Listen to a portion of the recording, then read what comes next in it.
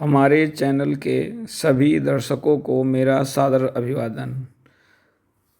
आज का जो वीडियो है वो हस्तरेखा पर आधारित है और यहाँ पर हस्तरेखा के ज़रिए हम मनोविकार को या मानसिक रोग को समझने का प्रयास करेंगे। हस्तरेखा में सामुद्रिक शास्त्र का महत्वपूर्ण योगदान है, यही इसका मूल आधार है। जैसा कि चित्र में दिखाया गया है कि हमारी हथेली के विभिन्न भागों में क्या क्या सूचनाएं उपलब्ध रहती हैं। इन्हीं सूचनाओं को पढ़कर हम संभावित रोगों को समझ सकते हैं। इन पर्वतों पर या इन भागों में विशिष्ट प्रकार के चिन्ह समय के साथ उभरते हैं या मिटते हैं। कुछ चिन्ह अस्थायी होते हैं या गहरे होते हैं, जो एक प्रकार की अस्थायी समस्या का या ऐसी कोई समस्या जो जीवन पर अमिट छाप छोड़ गई या छोड़ेगी के बारे में इशारा करते हैं। तो आइए हम जानने की कोशिश करते हैं कि यदि किसी के अंदर कोई मनोविकार होने की संभावना है तो हम उसे कैसे समझेंगे। हमारी हथेली के मध्य के अतिरिक्त हमारी 5 उंगलियां अलग अलग तत्वों को निरूपित करती हैं। यही पंच तत्व ही हमारे शरीर के रोगों के नियंत्रक हैं। इनमें जहाँ भी असंतुलन आता है वहाँ से हमें कोई ना कोई रोग निश्चित रूप से उभरने के संभावनाएं बढ़ जाती हैं। तो जैसा कि चित्र में दिखाया गया है कि अग्नि तत्व को हम अंगूठे से, वायु तत्व को हम तर्जनी उंगली से, आकाश तत्व को मध्यमा उंगली से और अनामिका को पृथ्वी तत्व के जरिए, साथ में कनिष्ठा उंगली को हम जल तत्व के लिए समझते हैं। इन्हीं के नीचे 5 तरह के पोर होते हैं या उन्हें हम पर्वत भी कह सकते हैं। इन पर्वतों में विभिन्न प्रकार के तत्वों का अलग से निरूपण होता है। उंगलियां हमारे एक प्रकार के एंटीना हैं जो पर्वतों में छुपी हुई ऊर्जा को बाहरी दुनिया से मिलाते हैं। यदि पर्वत या इन उंगलियों में कोई कमी होगी तो यहाँ पर ऊर्जा का सही ढंग से प्रयोग नहीं हो पाएगा। तो यहाँ पर मनोविकार के लिए हमारी कनिष्ठा उंगली जो कि जल तत्व कहलाती है, और जैसा कि हमें पता है कि हमारा मस्तिष्क अधिकतर जल से ही भरा हुआ है, वहाँ पर हमारी खोपड़ी के हड्डी के ढांचे के अंदर बहुत ही कोमल और रक्त से भरी हुई नसिकाएं हैं जो कि हमारे अंदर मस्तिष्क को एक सही वातावरण देती हैं जिससे कि हमारा मस्तिष्क सही ढंग से काम कर सके।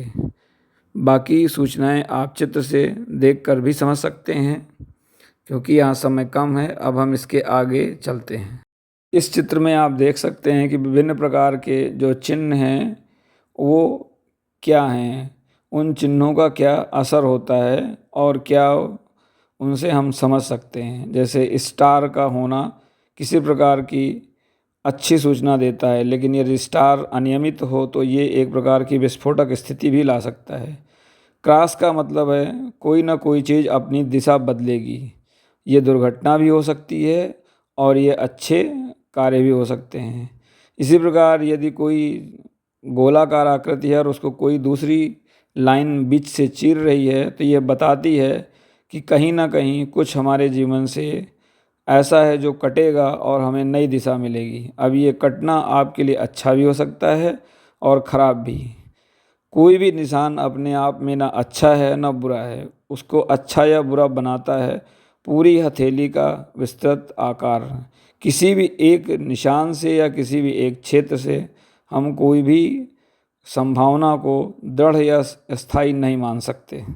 हमारी हाथ की उंगलियों पर अगर हम ज्योतिष की कुंडली की बात करें तो उनके अनुसार विभिन्न प्रकार के नक्षत्र और राशियों को भी निरूपित किया गया है। और इसके साथ साथ हमारी उंगलियों के 3 ऊपरी पोर, मध्य पोर और निचले पोर हमारे शरीर के गुणों को, सत्वगुण, रजस गुण और तमस गुण को भी निरूपित करते हैं। और हर एक गुण का हमारे जीवन पर अलग अलग प्रभाव होता है। सत्वगुण सामान्यतः हमारे आत्मिक आधार का निरूपण करता है। रजस गुण हमारी भौतिक सुख सुविधाओं की ओर जो हमारी प्राप्तियां होती हैं उनका, और तमस गुण हमारे निजी भोग विलास को निरूपित करता है।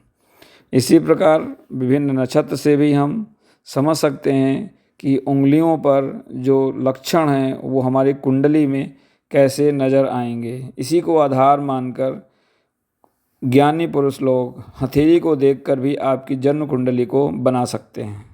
अगले चित्र में आप देख सकते हैं कि जो उंगलियों के अगले पोर हैं उनके रंग के आधार पर हम क्या निष्कर्ष निकाल सकते हैं। उंगली के अगले पोरों का असामान्य रूप से असंतुलित होना और साथ में उनका रक्त वर्ण होना ये बताता है कि अंदरूनी ऊर्जा का बाहरी दुनिया से जो संचालन या परिचालन है वो कहीं ना कहीं नकारात्मक रूप से प्रभावित है, बल्कि कहें तो ये बाधित है। जातक को बाहरी दुनिया से अपनी ऊर्जा या अपने ज्ञान या अपने आज व्यवहार को सही तालमेल से करने और बिठाने में समस्या आएगी। ये हमारे अगले पोर यानी क्योंकि उंगलियां ही हमारे अंदरूनी ऊर्जा को बाहरी दुनिया से कनेक्ट करती हैं, तो ये उंगलियों में स्वेलिंग बता रही है कि कहीं ना कहीं वो ऊर्जा वहाँ जाकर रुक रही है। इस चित्र में आप देख सकते हैं कि कनिष्ठा उंगली और रिंग फिंगर या अनामिका उंगली के मध्य काफ़ी असमानता है। कनिष्ठा उंगली काफ़ी छोटी है। सामान्यतः जो उंगली सबसे ऊपरी पोर की निचली लाइन तक पहुँचे उसे सामान्य मानते हैं। यदि वो उंगली उससे ज़्यादा है तो इसका मतलब ये तत्व तो आपका ज़्यादा बली है।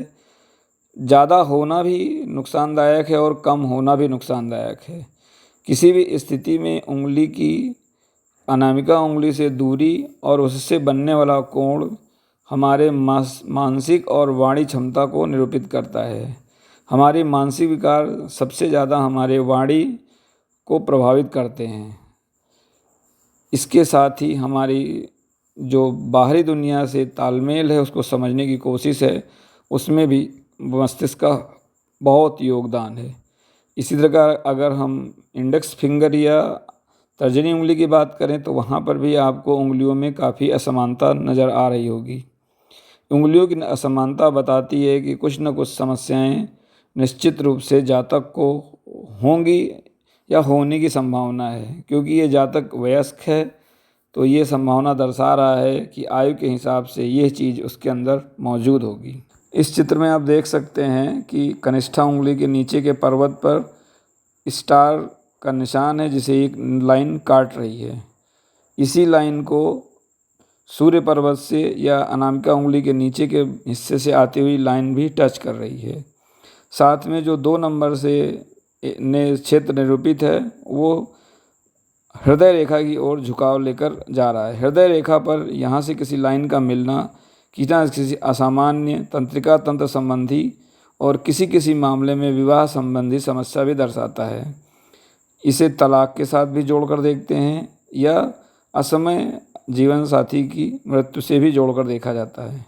इसके साथ ही अगर हम 3 नंबर पर गौर करें तो हृदय रेखा उम्र के आखिरी पड़ाव में कई टुकड़ों में बंट रही है, लेकिन ये अच्छा संकेत है कि सभी लाइनें पूरी तरह से ब्रेक नहीं हो रही हैं। किसी एक लाइन के टूटने से पहले दूसरी लाइन का बन जाना ये बताता है कि समस्या जो भी हो इंसान उससे उबर जाएगा। यदि कोई लाइन ब्रेक कर जाए तो यह चिंता का विषय है, लेकिन यहाँ कोई लाइन ब्रेक नहीं कर रही है। उसी जातक की इस हाथ में चित्र को थोड़ा और नज़दीक से लिया गया है। आप देख सकते हैं कि गुरु पर्वत यानी तर्जनी उंगली के नीचे के पर्वत से जो रेखा आ रही है वो सूर्य पर्वत को टच करते हुए थोड़ा सा उससे आगे निकल रही है। किसी लाइन का टच करना अच्छी बात है, लेकिन यदि वो लाइन टच करके उसके आगे निकल जाए तो ये नकारात्मकता को दर्शाता है। लाइन जितनी गहरी होती है नकारात्मकता उतनी ही ज़्यादा होती है। क्योंकि लाइन यहाँ बहुत हल्की है तो समस्या इतनी नहीं है कि जातक का जीवन यापन या दैनिक कार्य प्रभावित हो सकें, लेकिन ये दर्शा रहा है कि कुछ न कुछ तर्जनी उंगली यानी ग्रोथ को लेकर समस्या आएगी या आई होगी।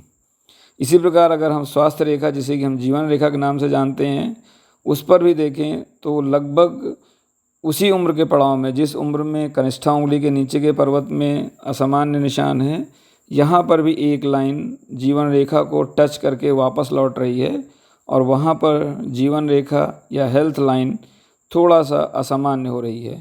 तो ये बताता है कि आयु के आखिरी चरण में, जो कि लगभग 60 से 65 के आसपास का होगा, या औसतन, क्योंकि आयु की गणना एक जटिल प्रक्रिया है, उसके लिए जातक का हाथ देखना पड़ता है, लेकिन ये लगभग 50 से 65 के बीच में कोई ना कोई स्वास्थ्य संबंधी परेशानी आने के संकेत हैं। इस प्रकार इस जातक को इसी उम्र के आसपास पैरालिसिस का या ब्रेन पे थोड़ा सा अटैक आया, जिससे थोड़ी स्वास्थ्य में प्रॉब्लम आई, लेकिन बाद में वो उससे आसानी से उबर गया। इस प्रकार से हम चाहें तो अपने हाथों के जरिए भी होने वाली संभावनाओं को समझ सकते हैं, लेकिन हस्तरेखा के मामले में ये सबसे महत्वपूर्ण बात है कि कोई भी एक निशान कभी भी कोई एक बात नहीं बताता है। उसके लिए जीवन रेखा, हृदय रेखा, मस्तिष्क रेखा, भाग्य रेखा और अन्य सूक्ष्म रेखाओं को एक साथ देखना ज़रूरी होता है। केवल यह चित्र देखकर यदि आपके हाथ में भी ऐसी रेखाएं हैं तो ये मत समझिए कि आप किसी मानसिक रोग के शिकार बनेंगे। लेकिन यदि आपको कहीं ऐसे लक्षण हैं या आपके परिवार में ऐसे लक्षण हैं तो आपको सतर्कता अवश्य बरतनी चाहिए। गुरुओं की कृपा मुझ पर बनी रहे। ओम गुरुवे नमः।